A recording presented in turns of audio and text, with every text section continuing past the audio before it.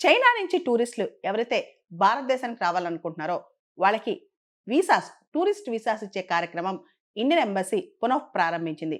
5 సంవత్సరాల తర్వాత Chinese టూరిస్టులకి Indian embassy వీసాలు ఇస్తోంది. 2020 జూన్‌లో గాల్వన్ వ్యాలీ క్లాషెస్ తర్వాత మనం వాళ్ళ టూరిస్టులని వీసాలు ఇవ్వటం ఆపేసాం. వాళ్ళని రానియటం ఆపేసాం అనమాట. సాధారణంగా ఎవరు స్పైయో, ఎవరు కాదో, ఎవరు ఏ పర్పస్ మీద వస్తున్నారో తెలుసుకోవడం చాలా కష్టం కాబట్టి బ్లాంకెట్‌గా అందరు టూరిస్టులని ఆపేసామనమాట.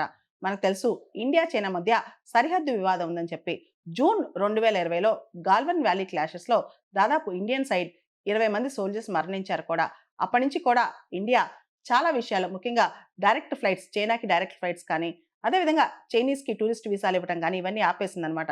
తర్వాత 2024 లాస్ట్ ఇయర్ ఏదైతే ఈ బ్రిక్స్ సమ్మిట్, కజిన్ సమ్మిట్ జరిగిందో 16వ బ్రిక్స్ సమ్మిట్ అప్పటి నుంచి కూడా ఇండియా, చైనా మధ్య సంబంధాలు మళ్ళా మెరుగుపడుతున్నాయి. ఈ బార్డర్ ఇష్యూస్‌లో డిసెంగేజ్‌మెంట్, డీఎస్కలేషన్ స్టార్ట్ అయిందనమాట. దీనికి సంబంధించి భారతీయ ఎంబసీ ఏదైతే బీజింగ్‌లో ఉందో వేబో, ఇది చైనా వాళ్ళ సోషల్ మీడియా అన్నమాట. వేబో ద్వారా వెల్లడించింది. మేము చైనీస్ టూరిస్టులకి వీసాలు ఇస్తున్నాము. వీసాలు ఇచ్చే కార్యక్రమం పునః ప్రారంభిస్తున్నాం అని చెప్పారనమాట. అయితే చైనా మాత్రం వీసాస్ విషయంలో అంటే ఇండియన్ టూరిస్టులు ఎవరైతే చైనాకి వెళ్తున్నారో వాళ్ళకి వీసాలు ఆపలేదన్నమాట.